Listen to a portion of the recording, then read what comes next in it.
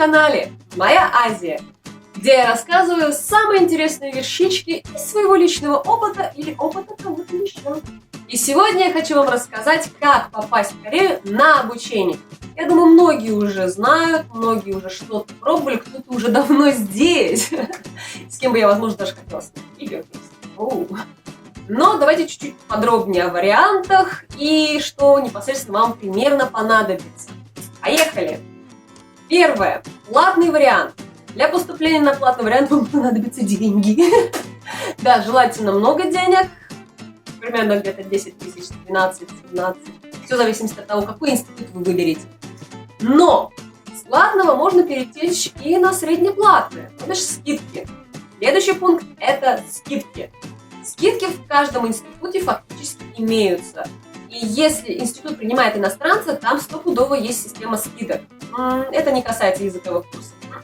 Это касается бакалавриата, магистратуры и докторатуры. Поэтому прежде чем вдруг ехать, сломя голову, как это сделала я на курсы, лучше, конечно, изучить. Я знаю, что при школах и языковых каких-то курсах, и даже школах уже все знают, все в курсе, людей информируют, люди знают. Но на момент, когда я искала варианты, это 2011 год, в этот момент я начала искать, информации было очень мало, она была на корейском языке, а я тот язык, на этот момент я языка не знала.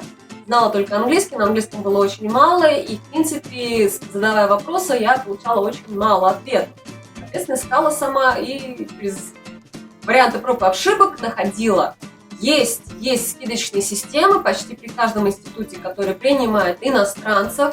И первая скидка – это за то, что вы иностранец. Это где-то 10-15%. Это уже хорошо. То есть вы уже будете платить не ту сумму, которая указана, да, на сайте, а чуть меньше. То есть отрезаете сразу где-то 15%. Иногда они сходу могут дать сразу 30%. За то, что вы знаете язык. Да, любой средний уровень знания английского и корейского, это третий, да, TOEFL, уже даст дополнительные 15, а то и 20%. Так что сходу могут дать где-то 30, а то и может даже 40% только вот за эту базу. Что еще могут вам приплюсовать, точнее, за что вам могут приплюсовать? Это за то, что вы бриллиантовый яхонтовый. Вы везде успели, у вас есть медали, у вас есть сертификаты, подтверждающие, что вы везде просто молодцы. Это тоже сыграет огромную роль. Дальше по накатанной, то есть вы уже приехали, вы показали, что вы действительно хорошо учитесь, каждый день ходите, то есть посещаемость, активность, участие во всем и вся. И еще 1%, другой, третий, вам накидывают. Таким образом, можно где-то до 70-80, в принципе, набрать. Либо получать какие-то дополнительные скидки или единожды выплаты. Это тоже является плюсом. Платно приехали, а тут вам могут и учебники сразу на год вперед, да, там, например, подарить, а то или какую выплату за то, что хорошо учитесь.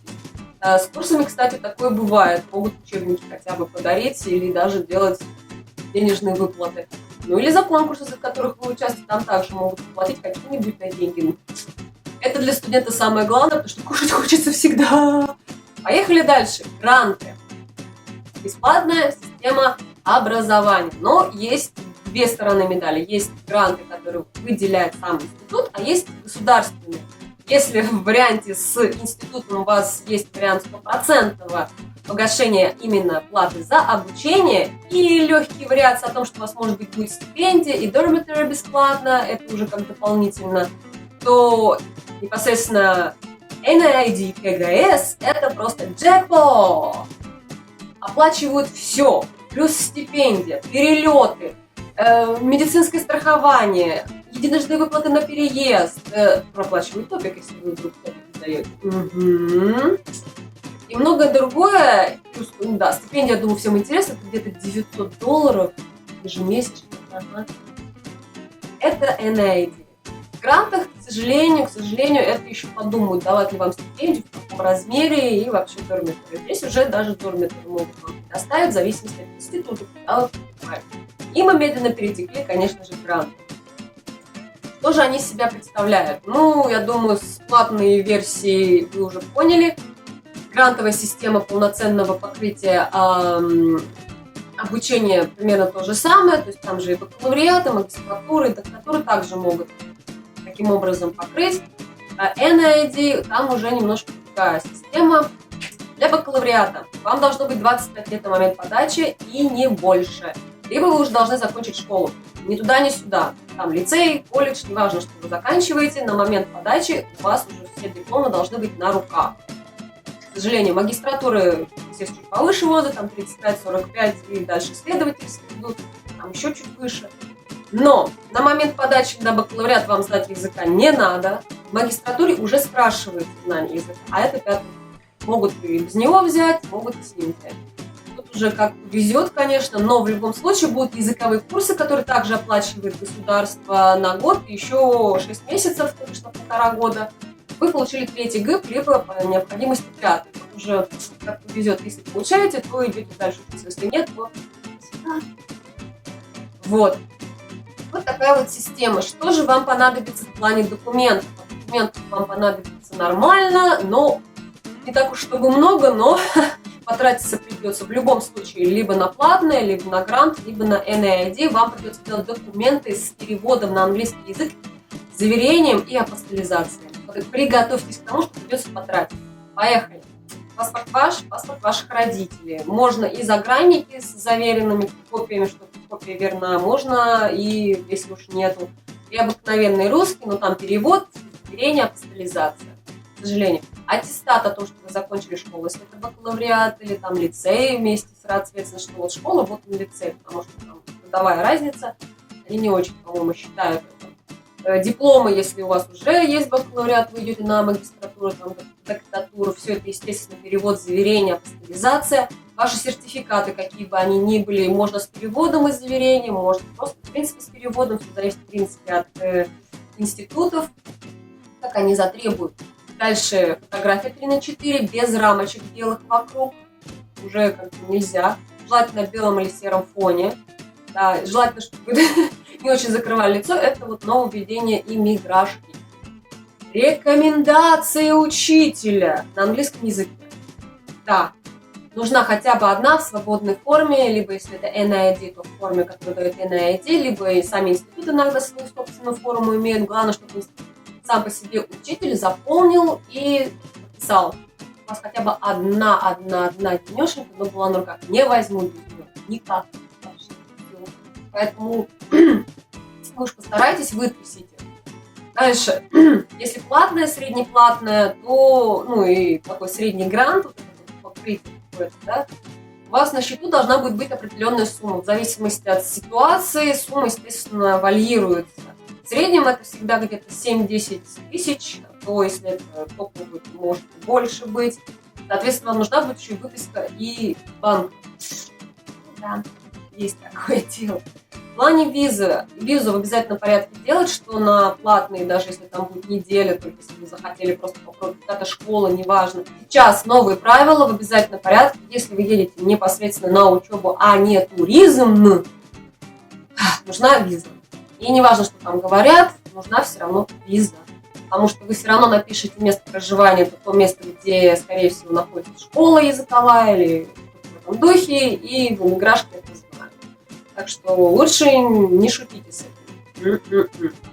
Ну что же, про ваши документы я сказала. Также могут, в принципе, затребовать что-то типа свидетельства о рождении или какие-то дополнительные документы. Все зависит от института и ситуации, платно, среднеплатно, грант. Ну и самое главное, это application форму, которая на английском языке, и вам придется ее заполнять. Она достаточно сложная, особенно 3 пункта, где у вас должно быть сочинение в среднесвободной форме.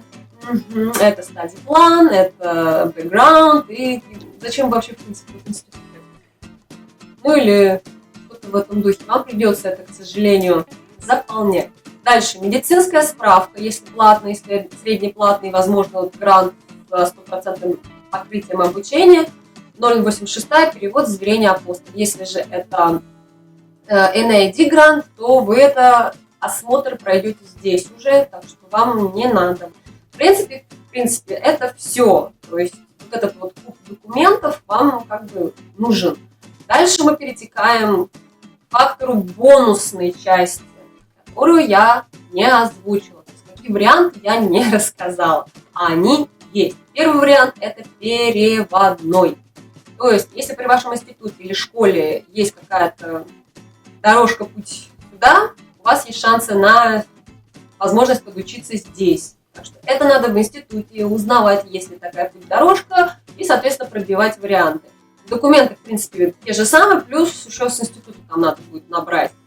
Второй замечательный неоглашенный вариант – это, конечно же, периодически запускаемые топовыми институтами разного рода программы, но там бывают возрастные, к сожалению, ограничения. Ну, а так, K-pop, культурный, языковой какой-нибудь такой маленький программульчик, но могут запустить это все в Сеуле, в веках, надо там полазить, иногда они запускают там недели, 2, месяц бывает, все такое вообще, иногда даже могут на полгода, все зависит от того, как повезет.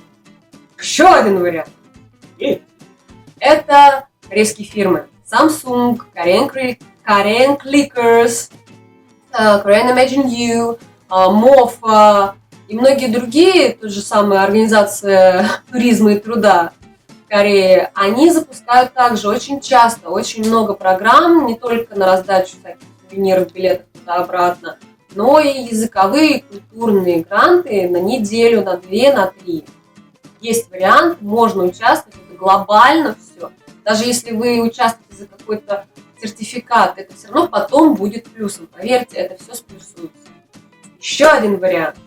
Самсунговский грант, который в Тегу, все еще, как я понимаю, функционирует. Я думаю, многие уже его находили, а кто-то уже отучился по этому гранту. Но он есть. Также проплачивается обучение, некоторая стипендия.